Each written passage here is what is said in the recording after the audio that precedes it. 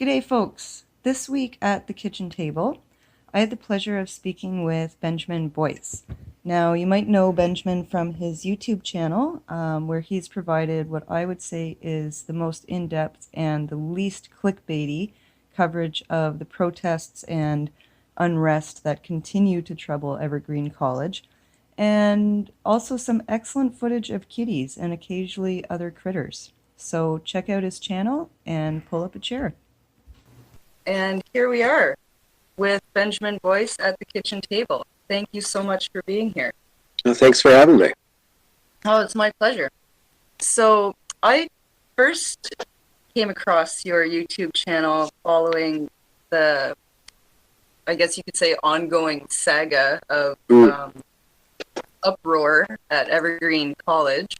So maybe just to start off, if you could tell me a bit about how you got involved in that and how you decided to start documenting the situation like you do. Well, Evergreen State College is a very small liberal arts college in, I guess, southwestern Washington state. And it's set up as a very unique school. I think it was dreamed up in 1967, and I believe that it opened in 1971. That was the first year of classes. And Evergreen's set up in such a way that you take one class per quarter. Generally speaking, you take one class. It's 16 credits, and generally speaking, you have an intersection of different disciplines being taught. For instance, I did a full year program, so it was like 48 credits, if I'm doing the math correctly. And it was based around French Romanticism. And we learned about, there was a photographer that was teaching it, a historian, an art teacher, a philosopher, and I think, and then language arts. So it was fully immersive. And at the end of the year, for the spring quarter, we went to France. So what we did was we studied basically the 19th century and from the French Revolution up to the dawning of the 20th century. And we read philosophy, we learned about the history, we learned the language, we learned about the art and the procession of development of the arts. So Evergreen itself is a very unique college, and it's geared towards self-directed study, basically. They make it very central to the learning process that you're immersed in all these different disciplines, and then you're always given a chance to do some sort of big final project. And that's what attracted it to me, because I was an older student. I started when I was 36. And when I came on campus, it was interesting. I had this moment. We'll get to your question about the big blow up, the big protest. I just want to give some context to the uniqueness of the college and why I think this uniqueness led to such a dramatic meltdown. And the meltdown happened last spring, 2017. So when I arrived on campus, I was 36. I'd worked in preschool for most of my adult life. I went to used bookstores and I went to cafes and I wrote and I read and I wrote and I read and I hung out on playgrounds and told stories and wrote songs. And when I got on the Evergreen campus, it was this interesting moment where I thought I was going to this really hyper rigorous institution, and I had to really get down to brass tacks and really up my game with my intellectual pursuits, which is literature. But when I arrived, it very quickly became obvious to me that it was not really this very rigorous school. Not in the humanities. So I studied humanities. I know the sciences are pretty rigorous, but it was more like high school plus. The writing teachers were very loosey-goosey. The history teacher was pretty intense, and the philosophy teacher was pretty intense. But I saw that most, I call them kids. I try not to call them kids, but most students were, 19, 20, 21, 22. And they, had the behaviors of 19, 20, 22-year-old people, young people, idealistic, kind of lazy, kind of partying, would rather gossip than really get down into philosophical discussions by and large. But I don't want to give a totally negative indication of the student body. But, over time I adapted to that. And one thing that I noticed very quickly was that when I got there, I thought I saw all these posters about the patriarchy, and everybody was obsessed with this thing called privilege. And there was something off about that to me. There was something off about the privilege discussion, especially coming from preschool and thinking about teaching students, at least 4-year-old students, how to treat one another. Privilege is the last thing you want to teach, a group of 4-year-olds. You don't want to go through and say, little girls, those little boys, they get more attention than you, or they're doing better than you, so you should, watch out for them, Pardon me. But I felt that, and I spoke to that with my teachers. I'm like, I don't know if this is a good idea to teach privilege, to teach very radical, not necessarily feminist, but it was always kind of trending feminist politics.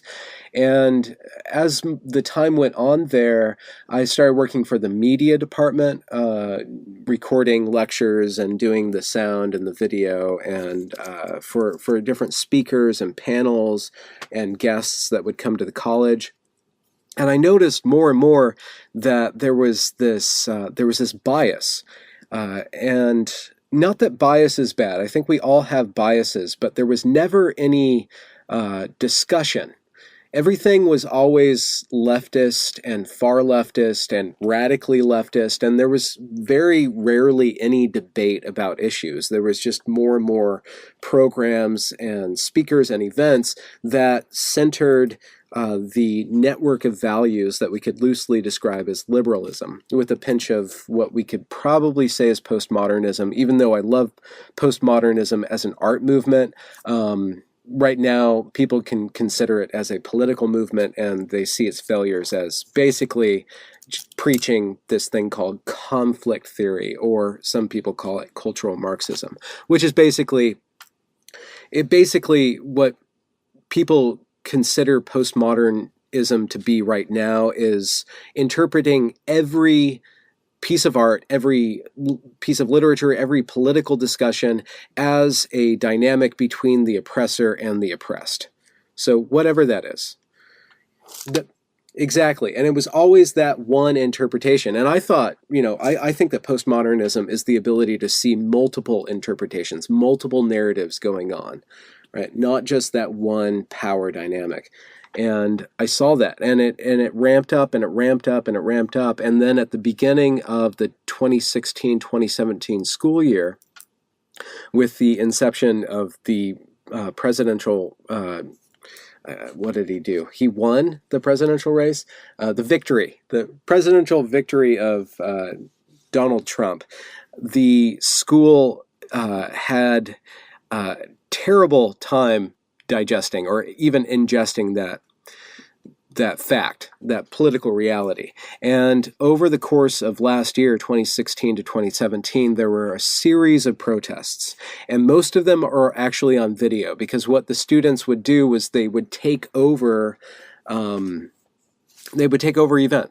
They would take over lectures. They would take over, ceremonies, dedications of buildings. And so they kept on showing up on camera.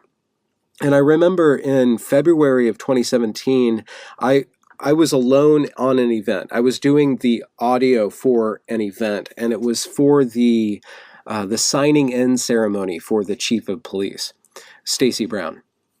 And Stacey Brown, actually, she was perfect to be the Evergreen chief of police. She was a woman. She had a track record. She had over 20 years of experience being a police officer, and she's very concerned with community policing and building community relationships between the police force and whatever the police force is policing, in this case the student body. But that event I was the only one working sound there. That event was taken over by 20 to 40 protesters who just came over and they started screaming and yelling, fuck the police, no justice, no peace, fuck the police, just screaming it. They were grabbing microphones. They were being very aggressive. And then the thing that pissed me off the most, though, was that half of them just started eating all the cake and laughing about what was going on. And the chief of police, Stacey Brown, she's since resigned, but she showed up with her family. So she had her 9-year-old daughter there. And people came up to her and started cussing her out and saying how, whatever, cops, bloodsuckers, pigs, whatever, right? And they were abusing the president of the college and the vice president, one of the vice presidents of the college. And I saw the whole thing. If I would have known better, I would have recorded the whole thing. But after that happened, I was incensed. An event happened at that I guess we can call it a protest or that signing in ceremony where one student grabbed the microphone and pushed the vice president, very aggressively pushed the vice president. And that student and another student were prosecuted for that. And they were brought, student code of conduct charges were brought against these two students. But no criminal charges? No criminal charges. In a college like Evergreen they have the police, but the police, in this weird technicality, they work for the president. They work for the school. So the school, as I've gone and researched, the school has done a lot of work to try to diminish any criminality and make it a code of conduct violation.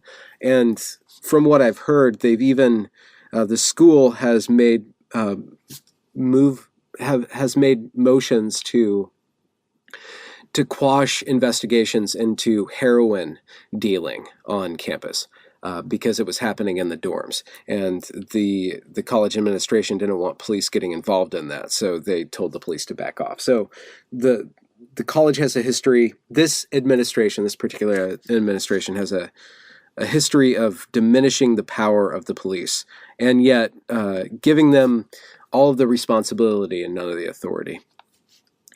But anyway, so these two students who behaved this way aggressively, they were brought up for student code of conduct violations, and they started to be processed. And I was brought in as a witness. And I had a meeting one-on-one with another vice president or another administrator, and I told her after I went through and I said exactly what I saw and whatever, and she's like, "Well, do you have anything more to say?" I'm like, "Listen, I've been telling people this over and over again. Like at the beginning of the school year, I was I videotaped the freshman orientation, and it was all about privilege, and it was all about, white identity and white privilege. And when you go down this road of teaching people to judge other people based on the color of their skin, that allows them to not look beyond the color of their skin. And so if they don't have that color skin, if you do have that color skin, then you need to be obedient. And if you have a different color skin, you need to be obeyed. And you don't need to look and reflect at your own action because you're no longer needing to act like a human being. Everybody's no longer responsible for their actions. We're all just units, or as they say, bodies in some sort of pool game, some sort of historical pool game that was initiated hundreds of years ago. So none of my actions belong to me. None of my not sins. None of my mistakes belong to me. None of my victories belong to me. They all owe to something that happened way, way back that I can't see. And there's some truth to that. There is some truth to that. But if you put that forward, then you're going to get this behavior. And I said that explicitly, and the person was like, "Yeah, I don't know what to do about that. I'm not in charge of that." But it turned out that the two people who behaved egregiously bad at that that sign-in ceremony for the chief of police. They happen to be queer or transgender, and black and disabled. So they had like these they have, like, if you want to know who has the most privilege points, right? And okay, well, the most negative privilege points, the most positive privilege points would be probably me. Generally well-educated, semi-articulate, white, cis-hetero, masculine man, right? But these people had all the cards. And it turned out when the protests started happening, their case was used to prove, and this isn't the only thing, but their case was used to prove how Evergreen targets, quote unquote, targets black trans disabled bodies, right? And one of the refrains in the protests, and the protests are very, I don't know how deep you want to get into the protests, but the protests themselves are very complex. But as I started looking into it, it was just more and more bullshit. But let's just get to what caused me to get into it before we get into the actual protests. So when the protests happened, I was trying to finish up my senior thesis, which is a novel, something that I've been trying to get to try to get literature to do something that it doesn't want to do. And so I was in the library, I was working on this thing, I'd been working on it every day, I'd show up at school, it was an independent project. The cool thing about Evergreen is that if you really put your back into it, you can do master's level work at Evergreen. If you're self-directed, you get some professors or teachers who are specialists in your area, and then they kind of they're your sponsors or whatever, and you can get feedback from them and guidance from them. So I was working on that thing every day, and I'd show up to the library every day. And then one day, there's a bunch of ruckus, and I look up, and there's these kids. I know they're not kids, but I keep on thinking of them as kids. And they're like pulling couches and chairs out of the library, and they're putting them against the doors. So the library and the administration building are the same thing. So what the student protesters were doing was they're getting every piece of furniture in the building and they're blocking all the doors. And they're yelling and chanting, and I just like look at all the other, the professionals, the librarians and stuff, and we kind of just like, we're raising our eyebrows at each other and kind of like laughing, like, eventually I leave, and there's this, I remember this one poster that said, "White silence is violence." And I'm like, what are you even talking about? Like, and since then I've done research, and I know that's just kind of a thing that you say, but it's just like, it didn't make any sense. And I leave I leave the library building. I have to work later on in the library building. I go get lunch, and it's a mess. Everything's in chaos. I didn't know to what extent the chaos was occurring. What happened was that the students had protested, and we can get into why they protested or what sparked the protest, but they had recorded the whole thing and live streamed it onto Facebook. Right. So later on, I started to see what was actually going on. And there's this other guy named Brett Weinstein that was involved. He's a professor there. He was a professor there of evolutionary biology. Yeah. The beginning of the Brett Weinstein. What you were seeing in the library that day. No, Brett Weinstein was protested the day before that.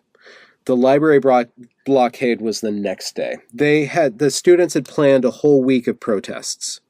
They had a bunch of material, and I guess we can call it propaganda, like press releases and stuff that you can look at. I've looked at it, and it's all bullshit. The whole thing is founded on bullshit. Layer upon layer upon layer of bullshit. And so the students acting badly should be a movie. No, that's just 2017. Students acting badly. But the students acting badly, it all comes back to what the students were taught and the atmosphere on the college that enabled that. And what started me talking about this, what started me actually posting it on YouTube and doing all of the research that I've done into it, was that a few days after the protest, I go to my class. It was an evening and weekend class. It was on poetry and protest, of all things. How appropriate. how appropriate. No, and two of some of the main protesters were in that class, and I'd been not abused. I'm not a victim whatsoever, but I was berated by them over the course of that whole quarter. And what happened on the Saturday class after the protest was that my teacher, God bless him, very nice guy, but very, very protesty, he gave over the class to people of a certain skin color. And the people of the certain skin color had the power in the room. And what they used that power in the room to do was to berate and belittle and shame everybody else of a different skin color. And I was one of the people with the berating skin color. And what happened, I saw, was that there was this dynamic where they were saying that your silence is killing us. Your silence is violence. It's literally killing me. You sit in this class and we read something about slavery and you don't say anything. And you expect me to do all the emotional labor, right? This is one of the protesters. And one of my fellow students, this young woman, she's like, well, what do you want me to say? And they're like, shut the fuck up and listen to us. And she's like, well, so do you want me to be silent or do you want me to speak? Like, stop centering yourself. Shut the fuck up. And she started getting really frustrated and started to cry. Yeah. And once she started to cry because she couldn't reconcile, should I speak or should I be silent? Should I listen or should I speak? She started to cry. And they started to laugh at her and mock her and poke her and make her laugh more and more. And she kept on looking at me for help. And I'm like, don't engage. Because every time I would speak, they would just shout me down. Like, just don't engage. This doesn't make any sense. There's no way to make sense out of this. But after that, I'm like, there's something that's not right. Yeah. I had this feeling that it wasn't right. And I went onto campus the next day, and it was a Sunday, and it was for my shift where I was doing tech support. And there was a feeling on campus. And I don't want to get woo or foofy or anything like that, but I felt a darkness, and I could barely breathe. Like my lungs could only take air, like, probably 6 inches into them. Right. And I felt like I was just treading water. Yeah. And it was very oppressive. It was the most oppressive thing. One of the most oppressive things I've ever felt. And it was spiritual, or it was not spiritual. It was just atmospheric. Yeah. Like an energy in the air. Yeah. Yeah. It was a very definite energy. It was like one of those things. I don't mean to be, I'm not speaking metaphorically, but I understand if people are turned off by that language, I can understand, but it was very thick. And then that next week there was, what happened was that Brett Weinstein started to go public with what was going on, and everybody else started to rally against Brett Weinstein. And some students had written a letter.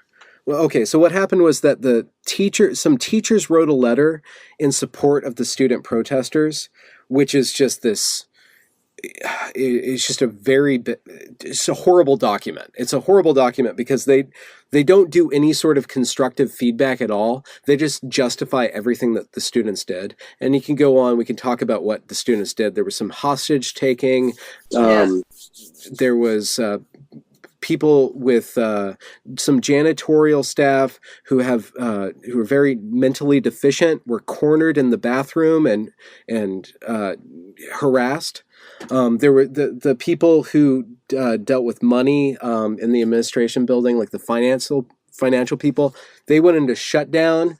Right? They had to go into shutdown, and students were banging on the door and like, let us in. You have to go. We're having a meeting right now. And then they finally opened the window, and there was tape on there, like, you can't hide. Oh my, yeah. It's just like, even though I've watched so many of these videos, just hearing these details is like just so horrifying on some levels. It's amazing to think that a university where you expect a certain level of decorum and civility to descend to these levels. Like, it's shocking. Yeah. Well, the students were going around, they were rounding up teachers in the parking lot. They were stopping cars in the parking lot. And what happened, we can get into this a little bit later, but the police chief knew this was going to happen, and she wrote memos. I have the memos of her writing to the president saying, we need to shut the college down today. Yeah. And the president's like, no, don't worry, I got this. And then when the library was taking over, he's like, no, I got this. And thank God nobody got hurt, but still. Yeah, it's actually, it's a miracle, really, almost, that no one got hurt. I know, and it just, I mean, the idea that the president ever thought for a second he had control of that situation is, I mean, you wonder if he's just like on another planet or being totally disingenuous.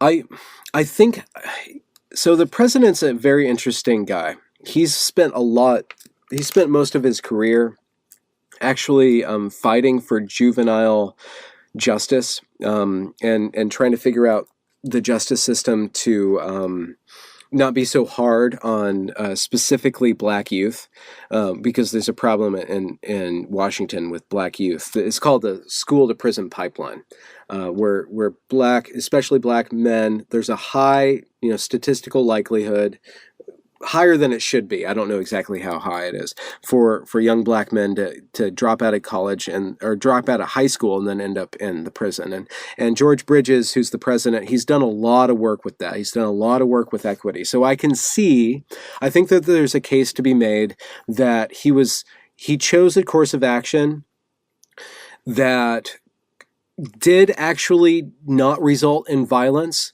though I have documents and there's stories where there was a lot of harassment and a lot of behavior that should never have happened. He did enable things, but I can see his gambit in saying, let them have their day and then things will blow over and we can make the changes. Like they're students, they'll change. Nobody factored in that there's this thing called Facebook Live, though, right? Nobody thought, what was going to happen when the students, who were just acting crazy, recorded the whole thing. And the students thought they were doing the right thing. To this day, the main videographer of the whole thing, he still defends the whole thing. Right. But it's funny, just going back a little bit to what you were saying about the atmosphere on campus, I kind of could almost see that in your first Evergreen video. I almost felt like I was watching like a prisoner of war, making, a secret video from deep behind enemy lines. There was a real tension almost to it. Yeah, I could hardly breathe. I could in that video. You can see me. I go back and I look at that, and I don't criticize. Before we started talking, we were kind of talking about self-criticism for performance, but that wasn't a performance. That wasn't a deficit of performance. I was very full of nervous energy, and it wasn't just the first time I was speaking in YouTube. No, it didn't seem performative at all. It came, to me, at least, it came across as intensely genuine. It didn't seem performative at all.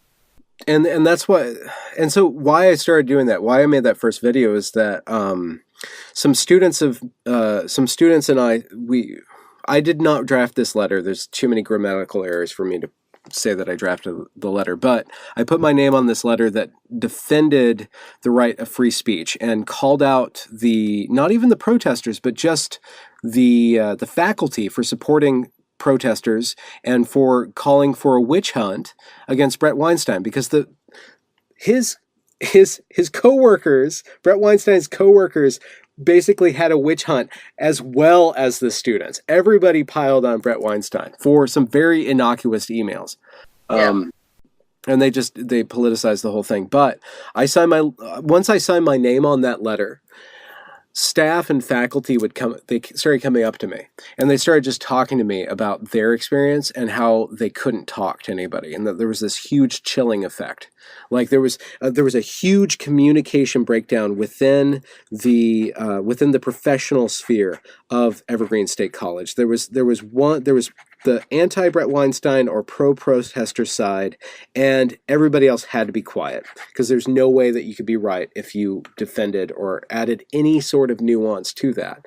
And on top of that, I started going online and looking on YouTube, and there's these insane million view mashups of the protesters and stuff. And then there's Fox News. Everybody was talking about this college, this crazy college. And I'm like, no, you guys, nobody was talking about why it happened or what occurred.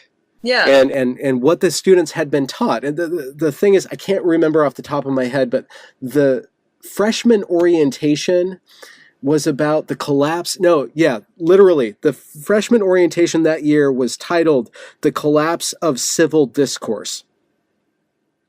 And in this freshman orientation, they're like, people use the word civility, and, it's not about silencing you because your feelings are right. Whatever you feel is right. And we just need to listen to your feelings or whatever. And they were trying to complicate things. And I understand what they were trying to do, but what they actually were doing, and I sat through these oppression workshops and stuff. I'm like, you guys are teaching this thing called privilege, and you're trying to be anti-oppression, but you're teaching people new ways to be oppressive and to be oppressed. That's all you're doing. And so that's when I started talking about it. And then it so happened that because I worked in the media department, I knew when I knew about all these other things. And so I started doing public records requests and started to try to put together the story of the mindset of Evergreen College and how it got to that place.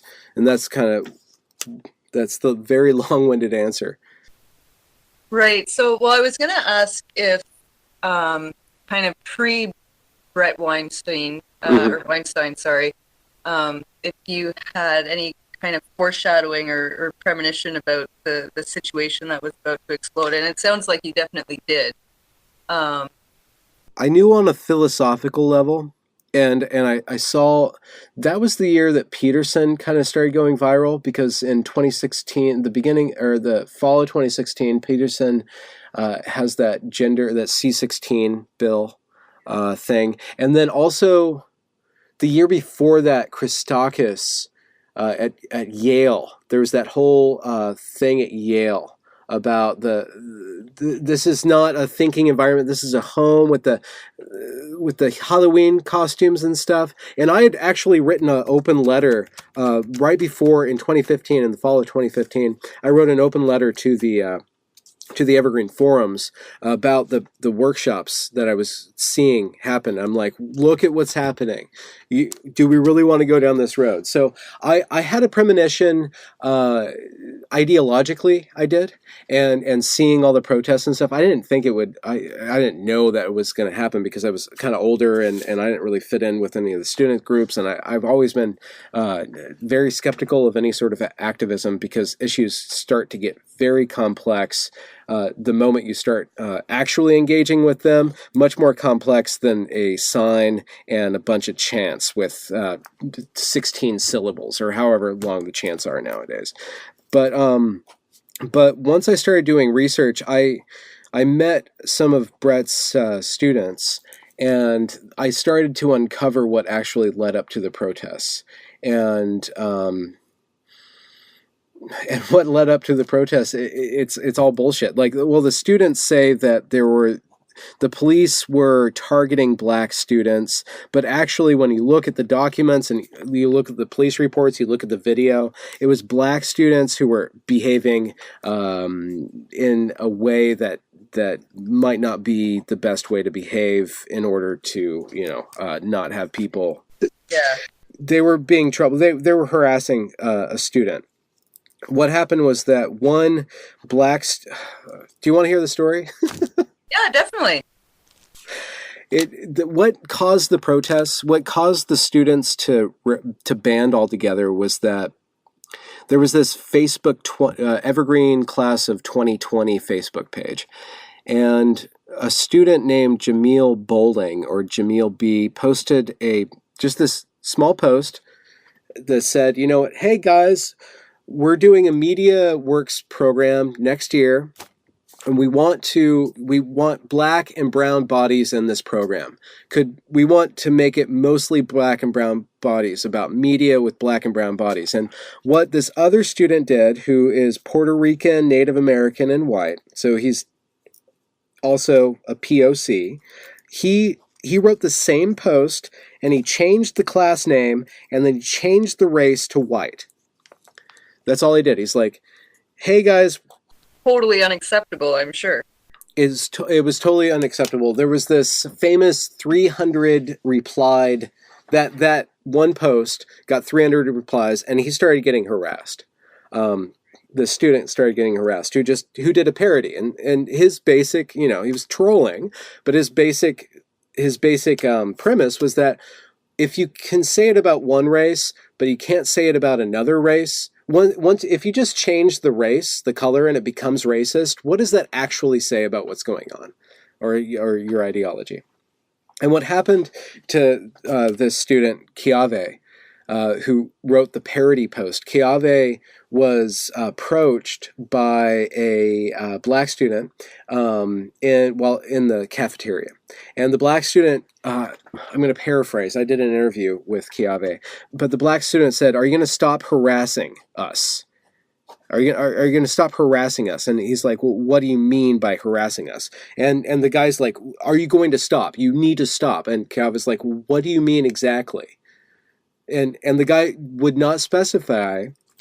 The black student would not specify, and just got louder and louder and louder until he was leaning over Kiave and yelling at him. And Kiave's like, "I can't stop doing something if you can't specify exactly what to do."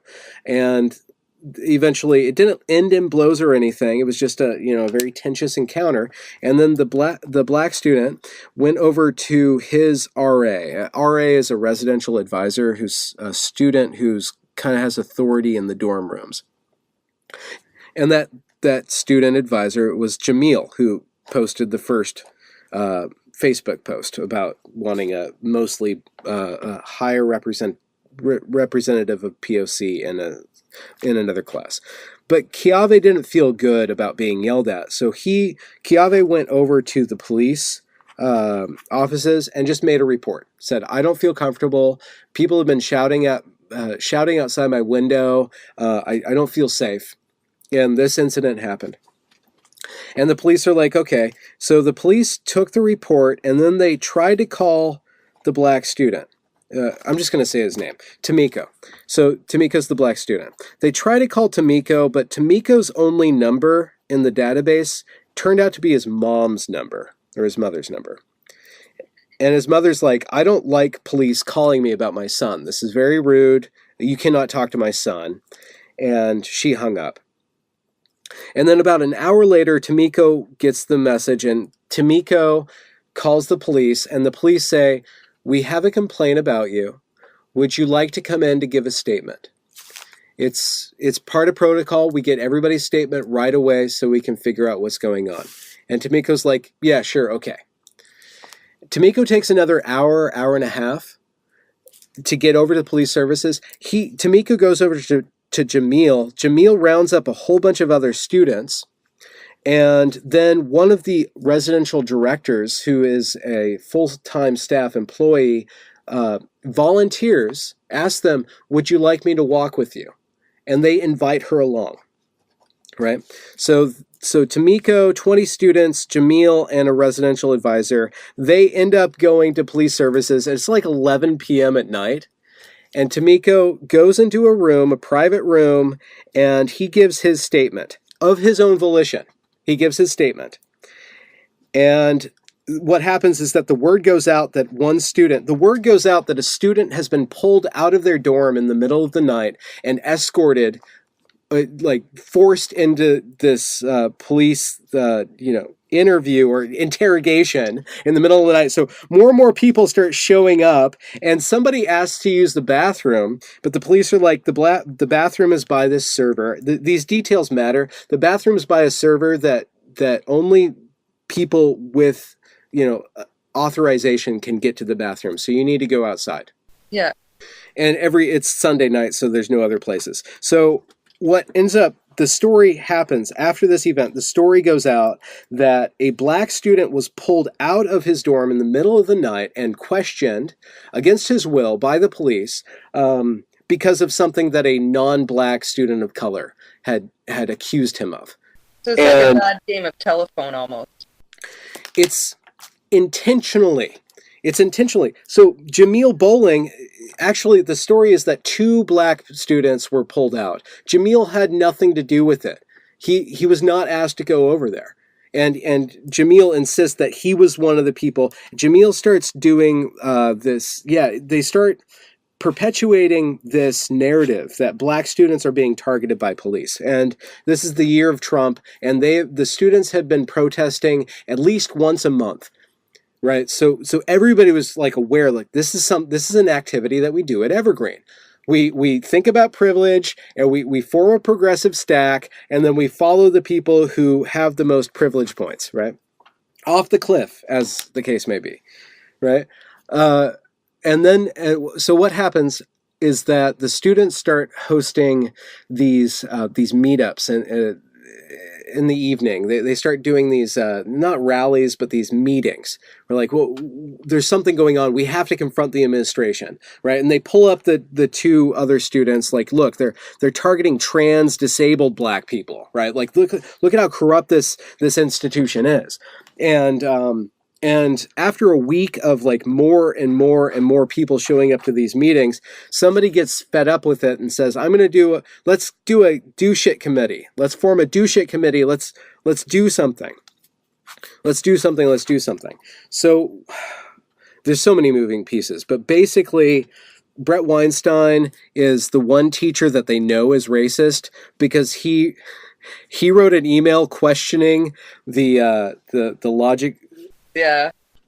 Quite his email. That's a whole other story. But Brett wrote a series of emails questioning the college's promotion of kind of like the soft segregation, and segregation not only in on campus, but segregation in hiring and ideological segregation. Like people need to be hired based on their ideology, based on like equity or whatever this equity thing is, diversity. Even if you're a chemist, you need to prove that your chemistry has something to do with, equity and diversity. Right.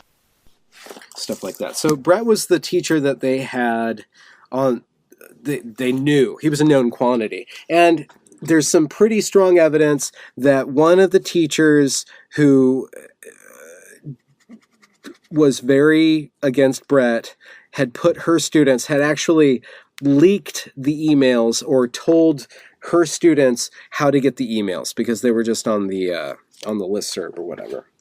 And so the students had got Brett's emails because Naima Lowe, which is the teacher who is also probably the second most famous teacher at Evergreen, besides Brett Weinstein, because there's videos of her during the protests on the internet.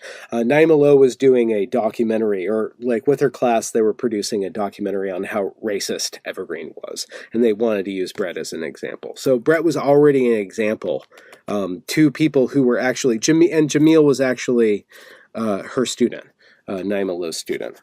Okay, so there's a lot of connections going on there. There's a lot of connections, and so it's really difficult. And this is the other thing. Once I started talking about this and going into it, I'm like, this is what I've been studying the whole time. How do I get literature?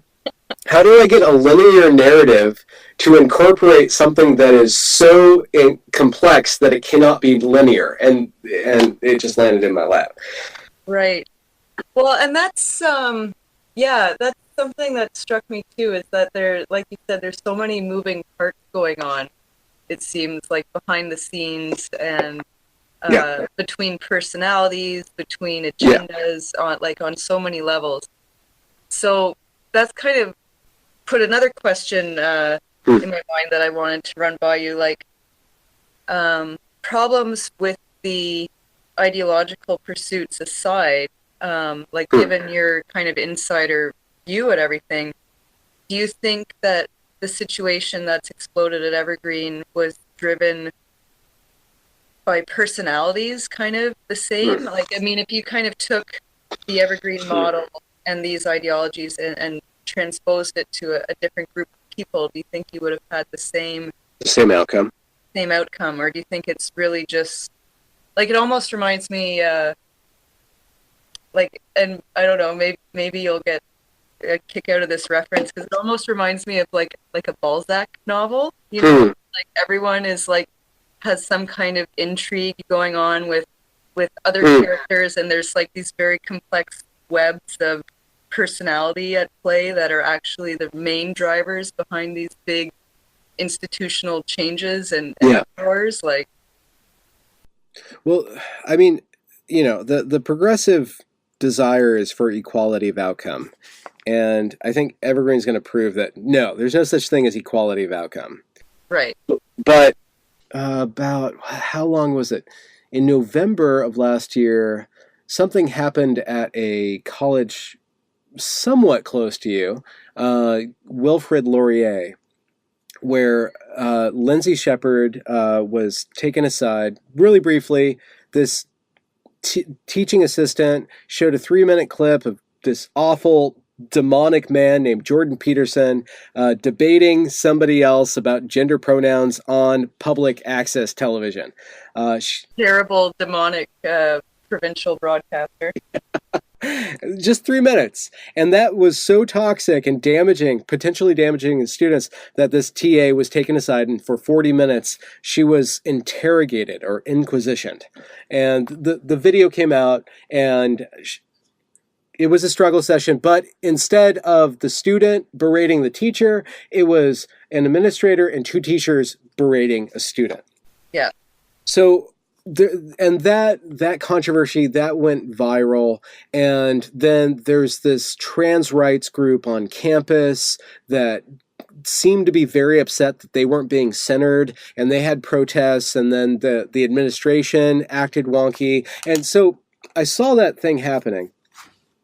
And I'm like, I feel that there's something similar going on. There's something similar. It's not the same, but there's something similar. So when I started talking about it, I started to take the lessons that I'd learned at Evergreen, the certain techniques of controlling the dialogue, of manipulating people, of the progressive stack, which is that the more marginalized you are, the more power you should technically have for justice. And so I saw a lot of similarity in that. But it's not the same outcome, right? It's kind of rather inversed, because instead of a teacher, you have a student at the center of the controversy. And Brett wasn't really at the center of the controversy. It's just Brett was the last person in the world that they should have targeted. Because he's very articulate, and he was the one who could have helped them more. And he's eminently reasonable. I mean, for a guy who has been so heavily vilified by some people and faced so much just onslaught of positive and negative attention, he really is a stand-up guy, it seems. Yeah. Really maintained his composure, his thoughtfulness. I really have to hand it to him. Yeah. And Lindsay too. Lindsay Shepherd too. Oh, absolutely, yeah. She's like my hero practically. The fact that she had the foresight to record that meeting was just huge. I mean, and it's like myself, and I'm sure there's a lot of other people in my shoes too. After she did that, thinking, man, I should have been recording. There's probably a lot of people that have faced similar situations to her that, for whatever reason, didn't go public with it, didn't have the documents and everything to really show what happened on all sides. And so she's like a trailblazer. Yeah. And that's the difficulty with the Evergreen story that I'm facing now. I've been working on it for a year. And the more I work on it, the more details I get, the more documents I get, the more people end up contacting me, the more stories and sides I get. And it starts to be an impossible to tell story, because it's no longer a story in the traditional sense. There's no longer a hero and a villain, right? Everybody has a heroic side, and everybody's kind of making mistakes. You can say everybody's making mistakes, but there are certain behaviors that lead to ruin. And when you look at the outcome that the protests had at Evergreen, they're next year they're going to have a $7 million downfall in their shortfall in their budget, which is pretty big for Evergreen. They're losing 20% of their enrollment. the freshman class should be 1,000, and it's right around 300 right now. It's having a huge impact. And then if you look at the way that the administration is acting, and I'm just having a hard time like separating like the people, the actual people who I want to respect, from their actions, which are like, we have to make a judgment. Is this good? Is it not good? And the series of events with there's people who are responsible for this series of events, and trying to untangle that knot, and to show, ultimately, to show this story as a unique instance of some, laziness and bad decisions and, ideology and all these other things. It's a unique situation with unique characters. And then also to say that, because this is what doing YouTube has given me, is connection with people who are seeing the same sorts of things happening in their industry, happening in their institutions, and to say, how do we nip this in the bud? And what are the argumentative techniques or the better stories to tell, rather than this power dynamic, this oppression dynamic, and all these other, white fragility, oppression, privilege, all these rhetorical turns that are based on this core narrative, which, any given narrative, it has a truth to it. The oppression narrative has a truth to it. It's got entertainment value. It's something that we can get behind. I don't know. There's a large percentage of our media is, the oppression narrative. The underdog, wins the prize. Yeah. But once it comes to dominate, once it becomes the totalizing narrative, then you have such a loss of basically, you have loss of dimensions in which human beings can express themselves and can discover truths about reality. If everything's collapsed into one narrative, you have basically a linear plot, one single linear plot, and no human being, reality doesn't fit in that. An evening's entertainment can, but reality itself can't. No, and exactly. You lose perspective when your worldview becomes that myopic, right? Like it's impossible to maintain like individuality and individual complexity, really. But yeah, so I imagine it must be hard to kind of put a bookend on what you're doing with this evergreen stuff, especially when the situation is ongoing. Like, we're still seeing the fallout from... And the documents are surfing. There was like a couple weeks ago, I finally got documents. I heard about this story.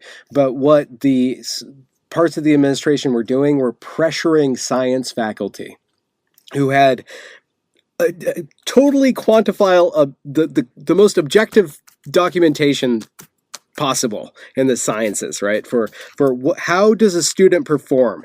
We have tests, we have makeup tests, we have trial tests, we have you turn in your notes, we have all these ways to prove that you know the stuff in order for you to go and get your master's degree and not kill somebody on the doctor table or whatever. Right? Not blow up the lab, And not blow up the lab. And I have proof, I have absolute documented proof that the administration was trying to get the science faculty to change the grade of a student because she had a certain color skin, based on her skin, which is morally, which is reprehensible not only on an institutional level, but for that class of people. If that class of people can't actually make it, we need to pretend that they can. What does that do to them? Yeah, it's like it's an abandonment of ethics on multiple levels. It's egregious, especially for a university. It's just so counter to I think the entire project of university is of excellence. Yeah. Well, and so this kind of would lead in nicely, I think, to another point I wanted to bring up with you. You did a great interview recently, I think, with another Canuck up here in the Great White North. I think at Wilfrid Laurier, I think. Jordan Goldstein. Steve. And you mentioned something in your conversation, an idea he had, I guess, that he'd run by you previously about reviving a kind of culture of sportsmanship and looking into the ways that are kind of our value of a sportsmanlike or a competitive kind of ethos, kind of where that's gone in our universities. Yeah. And I thought that was brilliant. It had never really occurred to me before to put it in those terms, but it seemed like such an appropriate way to phrase that, right? Because I thought with the idea of sportsmanship also comes like a value of competency and of mastery, right? It's built on competency, but there's also honor too. Right. And it seems like, I mean, I guess honor, you can kind of get into more, gray areas and more philosophical questions, but just on the idea of competency seems to be like a linchpin, I think, that could really nip all these problems in the bud, right? Well, it's not, I maybe not honor then. It's sportsmanship. It's I think Jordan Peterson, he's quoting somebody else. He says you don't play to win, you play to ensure that you get invited to more games. I don't know who he's quoting when he says that, but it's not just competency, but it's when, and this might go into the whole privilege dimension, where I'm better than everybody else around me, and I'm pursuing the best, but I need to make sure that everybody else is lifted up. But I don't do that by patronizing them. I do that by testing them. I do that by showing them where they're weak, but doing it in such a way that they, I guess there's so many power dynamics in a classroom situation. You have the students who are trying to pursue excellence, and then there's the teacher who's kind of the referee to say, okay, let's be, you don't need to be mean, but, this student was wrong, and, maybe there's better ways of doing that. But I just think that, what's that? Oh, sorry. That gives you the chance to look at, where did they go wrong? Yeah. What this? Yeah. Yeah, but if you're playing a game, if there's a sportsmanlike behavior, or if it's a game, then you don't take it personally. You're like, okay, you didn't do that good, but here's the place. Let's do a instant replay, and let's slow down. Let's look at all the different things in play going on. But if you instead of forming the whole educational process like Evergreen did, based on equity of outcomes, based on privilege and anti-oppression and anti-racism, instead of basing it on that, you base it on the individual seeking mastery and seeking excellence. Right, and everybody has their own way of being excellent. Not everybody's going to be good at everything, right? But we should all be pursuing to be the best people that we can, not to right the wrongs of history. Because I don't think you can really go back into that pool game without getting utterly confused and then getting so upset with it that you have to collapse things down into good versus bad right now. We need justice right now. No justice, no peace. Fuck the police, and let's eat their cake, Right. And I mean, so it's, oh, fuck, I almost lost what I was going to say. Right, so it ties in really nicely to the kind of Jordan Peterson ethic of, clean your room, sort yourself out, don't compare yourself to others, compare yourself to you yesterday, that kind of self-mastery thing that Peterson advocates so much. But also, I was thinking about it, and it seems like it's also the best way to kind of inoculate future students against getting so wrapped up in these kind of language power plays. Like in that seminar you were mentioning earlier about civil discourse and the kind of word games that the seminar leader played with the word civility.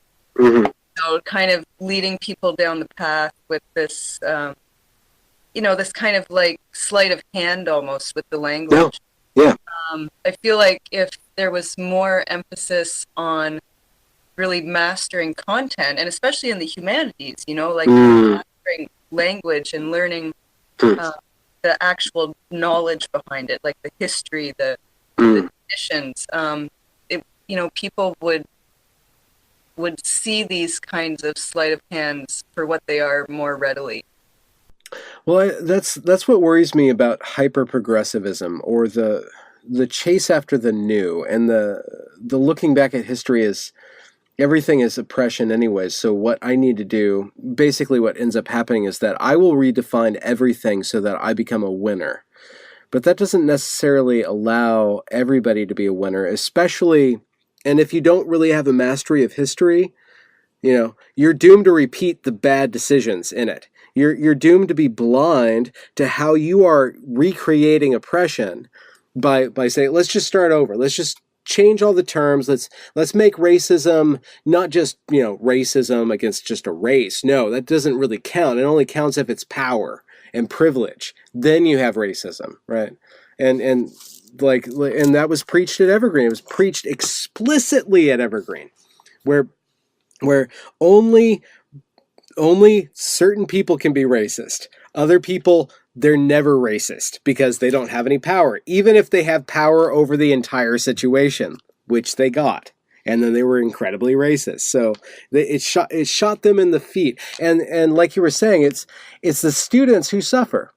And that's why I've tried to steer away from the student side of the story, even though that's the juicy bit. But it's what angers me and saddens me, and what's tragic, is that you have a bunch of nominally well-meaning adults totally screwing over students and their future. And the students don't go out and try to invent something awesome in the world. They go out to try to call out all the things that aren't awesome. Yeah. I was just in Portland the other day, a couple days ago, and there's this big protest for what in America there's this thing called ICE, which is the Immigration and Customs Authority of some sort.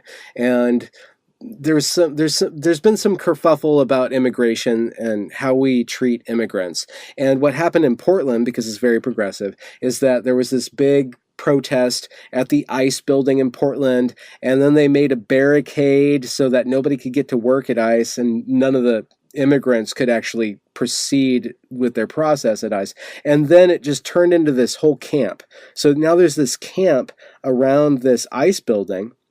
And I went and I did a tour through this ICE building, and they were doing they were basically doing what they were taught in college. They were having these meetings. They had chain of command. They had people that were dealing with health and sanitation and communications and security. And they had all that going on, right? And it was a nice little operation, but basically it's a homeless camp, because they're just living in tents. Tent city.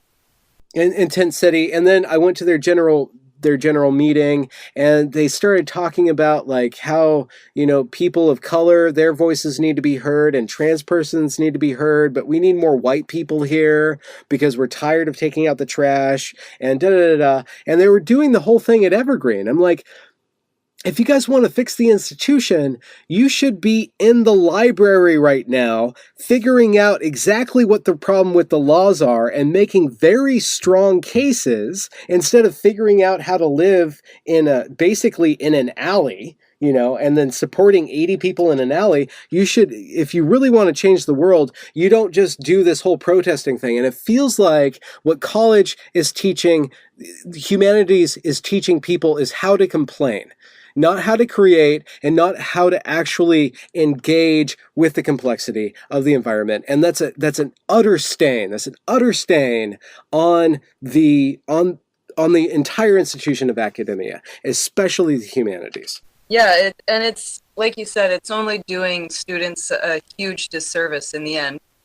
But I mean, so that's something that Jordan Peterson has talked a lot about, though. And I haven't heard him mention it too much lately, but 6 months or so ago, he was kind of rattling around the idea of starting an online university. Yeah. So, I mean, given your experience, both as a student and as an observer of the kind of breakdown of higher education, what are your thoughts on on the future directions here? Like, do you think the model that Jordan Peterson has kind of been playing around with Hinting at, yeah. is viable, or do you think that would be like a better option? Like, honestly, as someone who's been in, spent a lot of time in universities, Mm-hmm. and as someone who just absolutely loved being a student too, you know, like it was just like my calling, I felt like, practically, it's really sad to kind of see them in the state they're in, and I really am unsure if the institution is salvageable, if it should be salvaged, if it's, it's hard to, I guess, down kind of how I feel about that. So I'm interested in your reflections on that. I think about 2 weeks ago, there's this this collective. No, I don't know the right word. There's this thing called the Heterodox Academy. Hate, yeah. And he started it, and it's basically, I'm just gonna shoot from the hip and say it's basically about professors who want to, it's a collection of professors, or a club for professors who want to foster different ideologies and different viewpoints in the university experience. And they had an Open Minds conference. And I spoke to somebody who attended there who's not an academic, and he kind of pointed out some criticisms about this academic, all these academics criticizing academia, right? And saying that there's not enough viewpoint diversity. And then it comes out that there's only 3 conservatives that spoke, during the whole day, right? So, but one of the things that my interviewer, his name's The Independent Whig on Twitter, and he's got a great blog if anybody wants to go check it out, The Independent Whig with the WHIG. Okay. He points out that there's this academic and author, Alice Drager, who's done some fascinating work and fabulous work for the intersex and transgendered rights communities. And she's actually investigated the intersection between academia and activism in a very, very well-written book that I highly suggest called Galileo's Middle Finger. But still, saying that, she's awesome. I would love to interview her someday. She said they were talking about speakers coming onto campus, these, right-wing speakers coming onto campus. And she said, I'm going to paraphrase, she said, why are these people, the biggest waste of money is that we're paying all this money, thousands and thousands of dollars for security for these people who aren't even intellectuals. Yeah, I think I saw a clip of that, actually. They're people who spit out, Twitter things, and the problem that I have with that statement is that the academy is set up to distinguish who is distinguished, right? And so the intellectual, who's the intellectual? The intellectual is somebody who went to the academy. Well, let's go and look at what the academy is producing. And if you look at the freaking humanities, and I am a humanities lover, I am nothing but humanities. I need more science in my life because I'm totally humanities through and through, right? But if you look at the shit that they're pouring out, right? All this, I have this nascent video series that I started, and I got in some legal trouble with it, so I've kind of haven't done it because an anarchist called international copyright law on me. He was from Vancouver. You probably took a course from her. But anyways, it was called Oh the Humanities, this series, and I just do a dramatic reading of these weird, these people have doctorates, they're intellectuals, they're academy approved. Oh yeah, just follow new peer review. Exactly. Yeah. Exactly. The apparatus that distinguishes who is distinguished is itself unable to distinguish who is distinguished and who isn't. Exactly. What we need to do somehow, I'm going to use some words that I don't fully understand, but we need to get back to first principles. And I think that some of the first principles, like you said, is competency. Do you know your domain?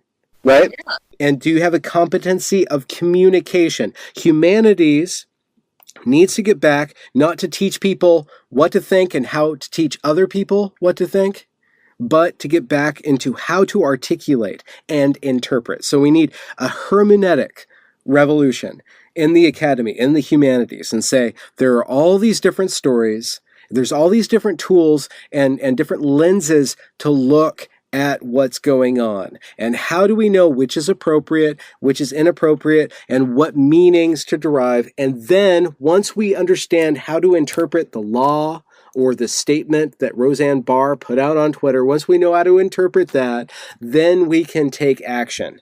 But we still need to survey as far as we can, as absolutely limited beings, survey the outcomes of what our action is going to cause.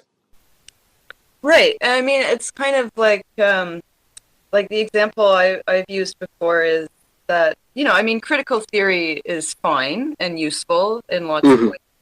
But if you can't identify an Ovid reference in Chaucer, you're missing half the picture. You know what I mean? Like, you can't, critical theory will only get you so far. And if you don't have the right foundation, you're never going to get it, right? Like, it doesn't matter how many books on theory, post-colonialist theory, queer theory, any of those theories, right? If you don't know, if you don't have a mastery of the great books, the foundation, the canon, really. I mean, that's what it is, right? And that's why it is. I think kind of in the aftermath of what happened at Yale with that like infamous protest video and the the outrage, Halloween costumes, and how not center the canon as part of curriculum anymore. They wanted to make the canon diverse. Well, of course people should be encouraged and available to them, the study of authors from all across the world and time periods. But that doesn't mean that you can dissent for a very good reason.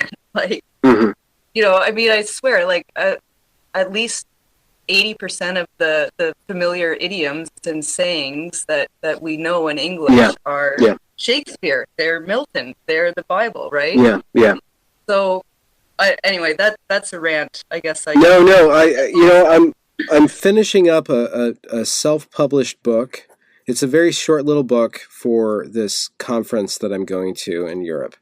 Oh, wow, cool. And the book is it's 100 pages, and it's just a rewriting of Genesis, right? Okay. And I've been dreaming of this book for a long time, and it's part of my senior thesis from Evergreen, and I'm dressing it up and I'm going through it, I'm reading through it, and it's all written in iambic pentameter, Right. And it's about the firstborn son of Adam and Eve and his decision not to go to heaven. And he makes a decision. He's like, you know what? I don't want to die and go to heaven. I would rather master life and master death and become my own God. And so basically the plot is that he is the first person who founds the pantheon of gods. And anyways, so I'm going through it, and I'm making sure that it works on a language level, that it makes sense, and that it's beautiful, and that the story, the plot of the story, it all fits together, and I don't, it works as a story, but there's so many references to the Bible and to the Mahabharata and to the Welsh Mabinogion,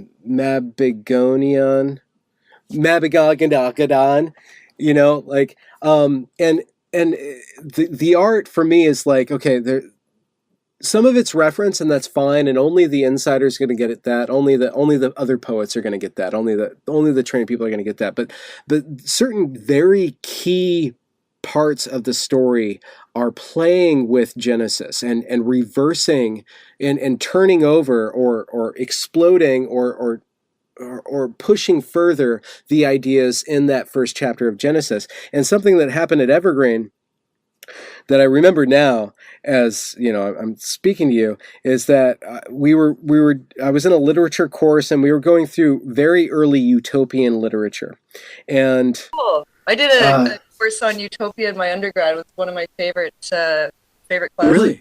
Really, who did? I can't. I don't have the book with me. There was some guy who wrote. It's very early utopian literature. It's English, and he wrote about some guy. He gets stranded on an island with four other women. Thomas More, Utopia. Utopus? Utopia? Yeah. Okay. Utopia by Moore.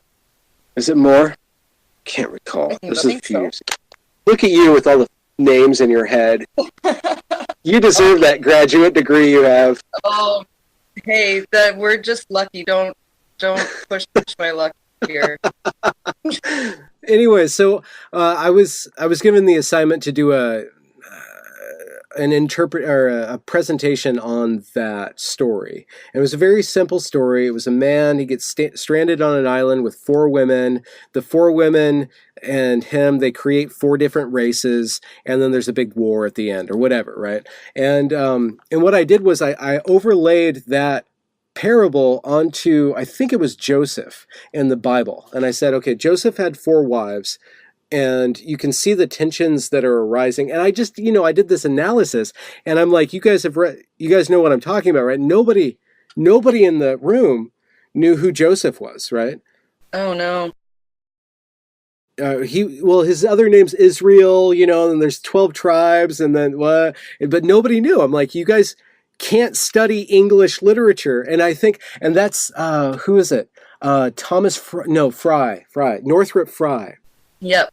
He did, and I see a lot of parallels. If people are really into Jordan Peterson, they should dig up the lectures that Northrop Frye has called The Bible as Literature. And Northrop Frye just goes through the Bible as literature. And his basic premise is that you cannot understand English literature, basically Western culture, if you don't understand the Bible. You don't have to believe in the Bible, but you need to know the stories and the ideas that are apparent. And nobody knows that. We're living. There's a generation right now.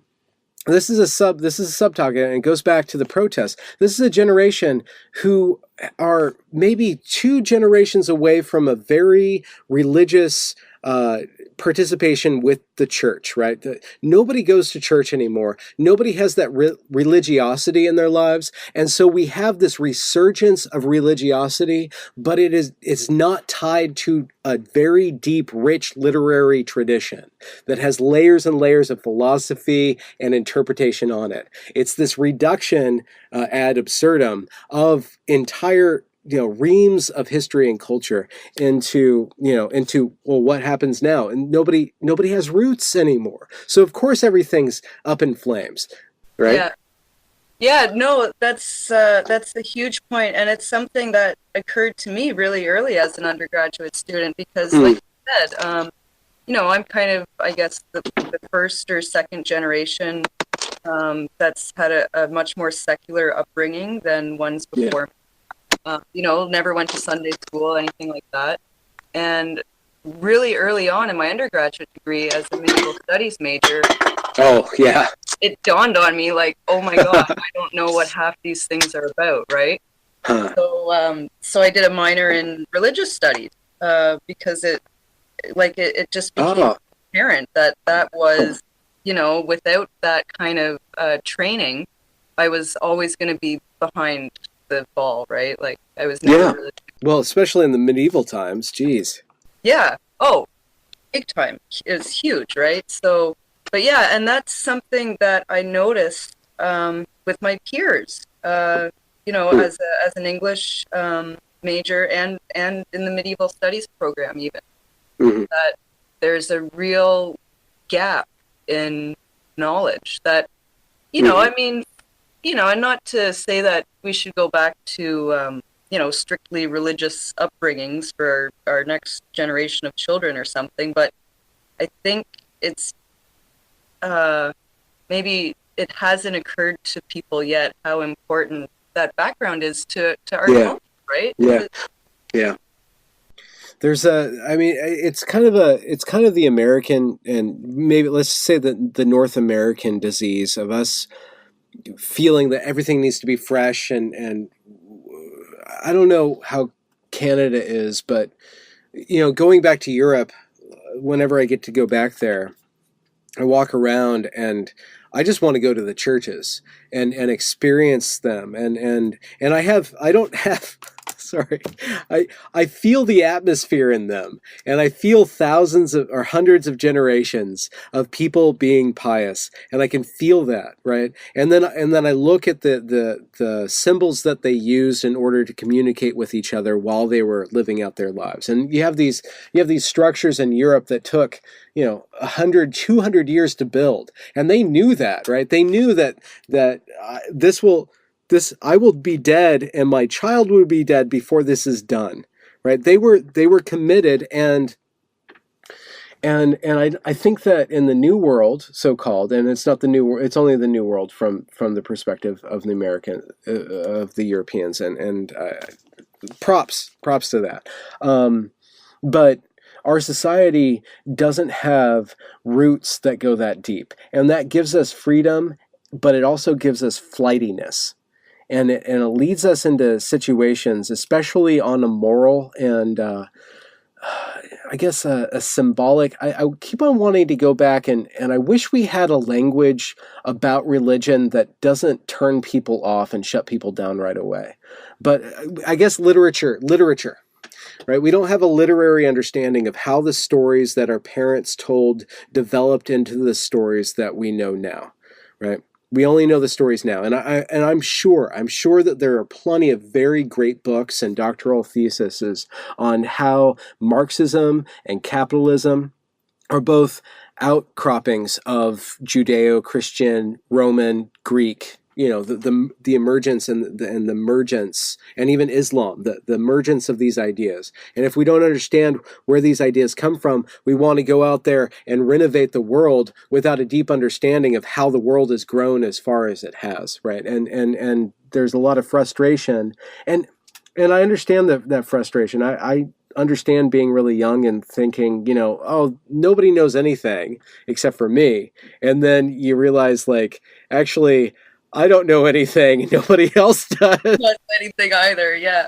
But with that knowledge, with that understanding that comes with age, that I don't know anything, nobody else does. But everybody's been working.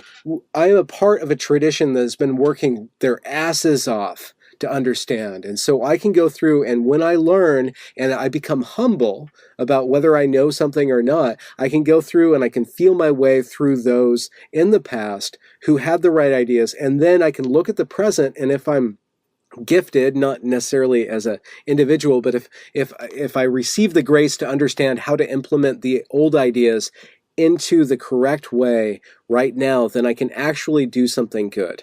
But this whole deconstruction thing for the sake of deconstruction, it sells a bad bill of goods to young people by thinking, well, I can just get a full-time job living in a tent or working in an academic institution. Well, let me tell you what, tents are a dime a dozen, but tenure is going out the window, right? Oh, big time. And that's, I think, one of the biggest problems. I mean, besides the kind of ideological polarization and tension that's been created over the last, say, decade or so, that's the other real problem facing Canadian universities is, and maybe that can account for, I guess, maybe some of the lowering of standards of first principles, is that making a living as an academic is become like a pipe dream, right? More and more professors are hired, at least in Canadian universities, on contract. So, Yep. I mean, they're Same not in the really US. doing much better than, I don't know, the average waitress or something, right? Like, Mm, probably not that's even true. as good, really. No benefits, no job Oh, security. really? Okay. Yeah, so, and part of that, I think, is because the administration is getting more and more money. Oh, Jesus Christ. Yeah, Oh. so it's like, Yeah. it's kind of, I see universities being plagued kind of on either end, right? Yeah. From The students and the admin. We should fire both of them. Yeah, that's it. You're all fired. Get out. Yeah. So I mean, and that's really, it's sad. It's sad because it's even the people who get into the institution who feel really passionate and really dedicated to it, it just becomes it's like it's so hard to make a living there and to see yourself actually achieving. It's not once you get into the science domain. I think the humanities will propagate on their own. We have YouTube now. I mean, you're not going to, and if you're smart and you play your cards right, you could probably do just as good as an academic being on YouTube.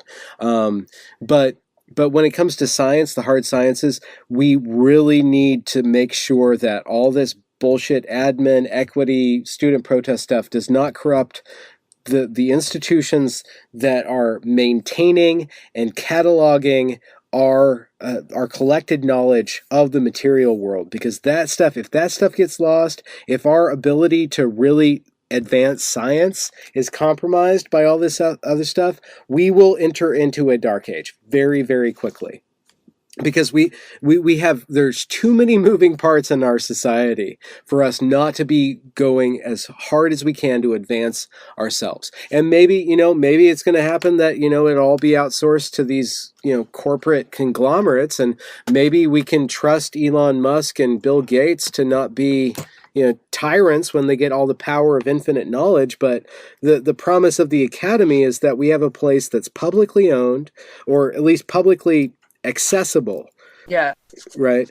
That is the standard bearer, as well as the purveyor and cataloger and the preserver of truth and the collected wisdom of the ages. And we need, unfortunately, I don't think YouTube's going to be able to do that for science.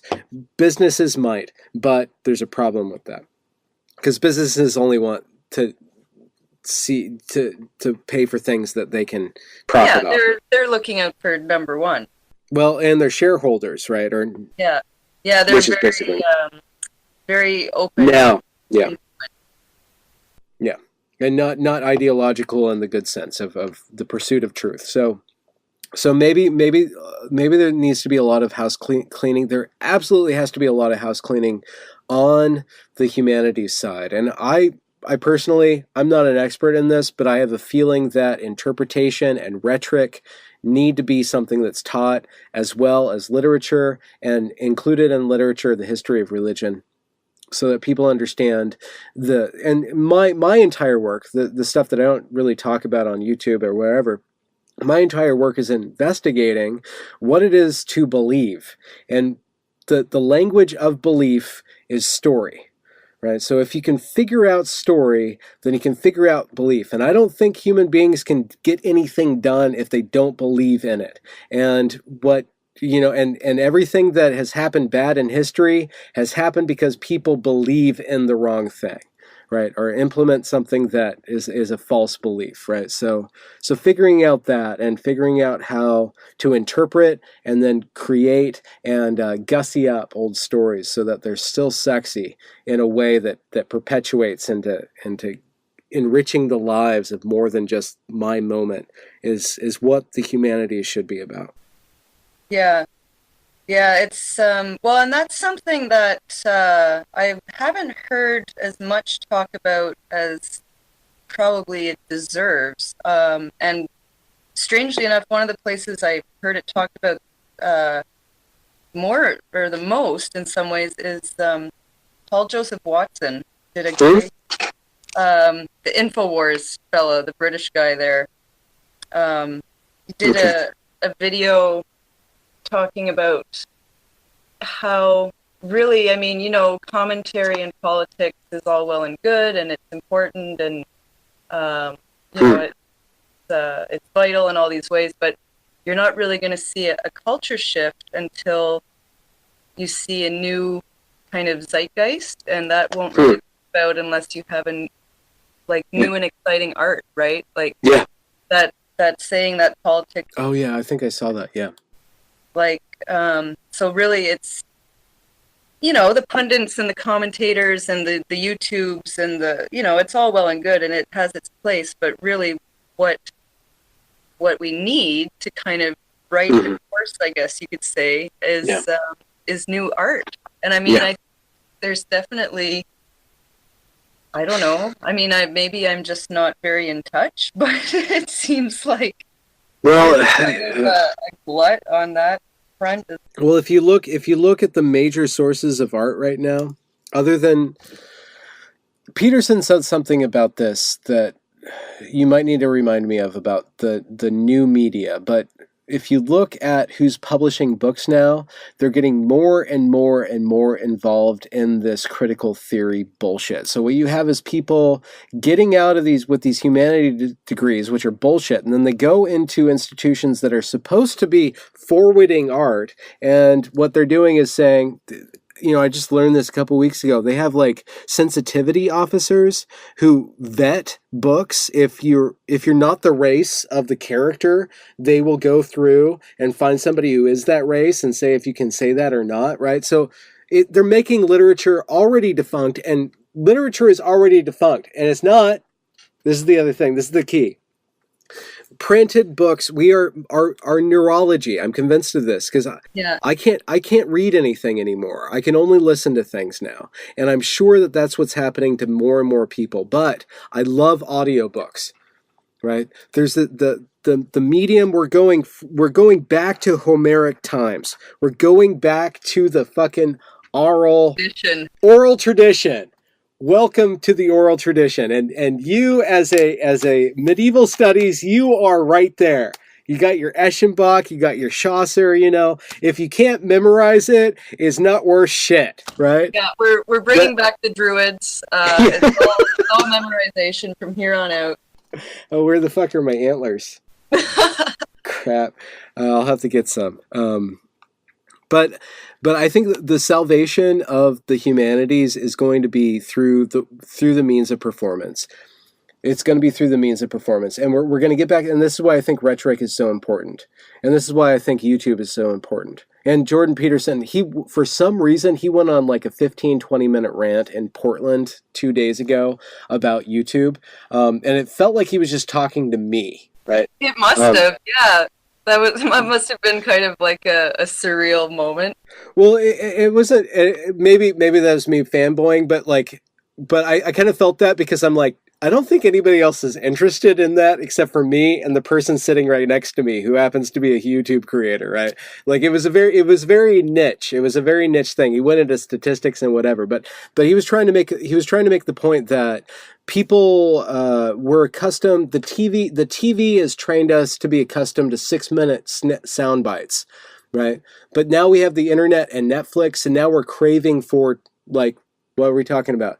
Where are we at? We're at an hour and 46-minute long conversations, and people are gobbling that stuff up. And what writers and artists need to do, and this is what I've been trying to do subconsciously, is to make that book that is worth memorizing, is worth listening to over and over and over again. That's rich and sonically rich.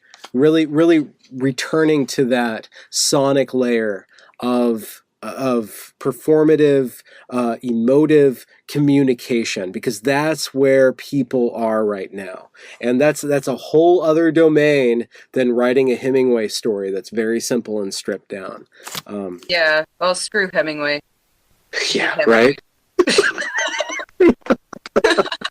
It's the worst. But yeah, no, I think that's really interesting. The idea of really. Bringing more attention back to the artistry in sound, in the written word and in the way that it's almost very like Poe, What do you mean? Like Edgar Allan Poe's very, even though it was, more literary, not really so much in the performative sense, but. Well, I'm sure, but back then I think the ratio of literate to illiterate was probably pretty large in his day. So I'm sure that his stuff ended up being read out loud quite a bit. Yeah, you just think of like the Raven, right? Like that that repetition of the oar. Yeah. made for Yeah. and yeah. So I mean that's I guess I really I don't want to keep you for forever, but I You know what? In the very least, if students, young people, are submitted to the rhetorical tradition, when it's time for protest, their goddamn slogans won't be so freaking annoyingly stupid and simple. just before I let you go, as an author, maybe you could just like tell me a little bit about your works. Like, where can people find them? I have such a very particular taste in prose that I haven't been able to shape it to a place where I'm ready to put it out in the public eye, but I'm working hard at getting this weird little book that's a rewriting of Genesis out, and if it works out right, then maybe I'll allow the public to consume it. But if you come onto my channel, you might be lucky and hear a couple things read out loud.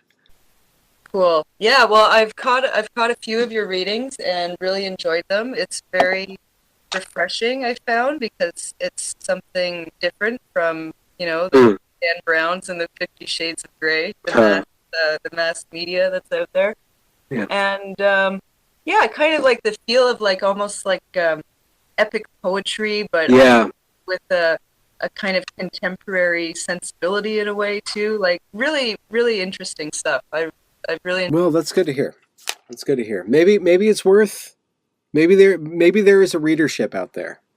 Well, I'd like to think that print isn't totally a thing of the past. Like I know myself, I'm sure it's not. Some of the creative writings I've been working on, I've been trying to think of different ways to not abandon print, but kind of maybe upgrade it, like enhance it a little bit, like different kind of multimedia projects. Oh, really? Really? Yeah. So I think I like your idea of moving literature into new areas. I print everything that I write, and I do a lot of work on designing the book, right? I go through, I always have multi-fonts, and I always have illustrations and stuff. So I love the object as such. Yeah, see, I feel like there's a real potential in reviving the book as a kind of like artistic object. Yes, exactly. Maybe that's the medieval studies student in me, but really bringing back like ornate and kind of visual elements, like just being really inspired by just illuminated. Yeah, exactly. That's been my dream. How's your calligraphy, by the way? Not excellent. I did one paleography course as a graduate student. It was actually my favorite course as a graduate student. Wait, paleography, is that the technical term for the study of handwriting? Yes. Yeah. So reading like Gothic scripts and doing transcriptions. That's so cool. Oh yeah, it was great, and it was it's cool. Like you wouldn't really think of a Canadian university as having a lot of access to that kind of research, but I was really lucky actually. The library at the university I was at actually had a medieval manuscripts collection. So oh wow. Yeah, super cool. Does that happen to be on my side of the coast of America? No, but it's not far, just across the Georgia Strait, at the University of Victoria actually. Victoria. No, so it's on my coast though. I'm gonna have to go up there. Do they let slummy Americans look at those manuscripts? Yeah, even though you're a white guy, I'm sure if you're, man, even medieval studies, which as an undergraduate I found, and maybe it was because, like, I did my undergrad back in the late 2000s, so kind of before all of this culture work had really taken off. And I mean, maybe it was because I was kind of insulated in, like, Latin classes where these things didn't really happen. I never really noticed the social justice trend taking over my field of studies, but then when I went back as a graduate student, like medieval studies is like just overrun. Like they're more concerned with not talking about white people in medieval studies.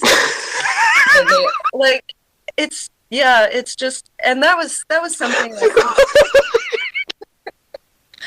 it's, man, just go and look at some of the big medieval studies seminars that have been held.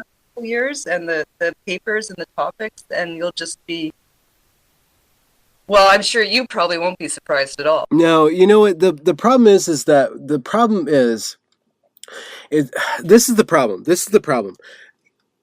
If you have an idea and you implement an idea, 90% of people who follow that idea out will be unimaginative parrots, right? They are not going to be inspired people. So what we need is the idea that perpetuates something that's constructive for those 90% of people who are parrots, right? And the social justice stuff, it's eating its way through every facet of the humanities, right? Because people are just like, oh, I don't have any ideas myself, but this feels good and I get attention for it, so I'll do this thing out. So it's like, okay. And you know what? It's going to run its course. It's going to eat everything up, and then people are going to be so dead and bored with it that somebody's finally going to come up with an idea that's going to gain more attention, and then 90% of people are just going to mindlessly or uninspiredly, not mindlessly, they're very intelligent, articulate people, but they're not imaginative. That's the thing. Like, it's always going to be that thing. So, and you can't, every era has that pencil pusher, and every institution has that pencil pusher, and maybe the strangulation of the college's funding will keep that stuff from just perpetuating mindlessly. It's just this ideology. It's just going through it. That's what offends me the most. It's so obvious, and it's like, okay, but it's not original. Like, it's like, okay, it's just so boring. Sorry. Maybe I should stop ranting at you. No, it's been great. I've really enjoyed our chat. Yeah, me too. Yeah, thank you very much. But I will let you get to your dinner. Okay. Just a final minute. If you want to plug anything, direct people to your YouTube channel. Anything upcoming. My name is Benjamin A. Boyce on YouTube, and I mainly do the Evergreen stuff. And you know what? You should come on to my channel to plug yours, and then we'll be even. Hey, I would absolutely love to do that. We could talk literature, and if you have any like illustrated manuscripts, we could just look at them and talk about them. Okay, awesome. I definitely do. All right, well, thank you very much, Benjamin. I really enjoyed it, and we'll be talking to you again soon. All right, ciao. All right, cheers. All right, thanks so much for stopping by and for sticking around today, everybody. If there is someone you would like to hear at the kitchen table, or if you yourself would like to be a guest, please let me know in the comments. I would love to hear from you. Also, if there are things that you make, like podcasts or broadcasts or tunes and ditties or limericks or lyrics, art or commentary, stories or sagas, anything at all, send it to us at freethinkradio@gmail.com.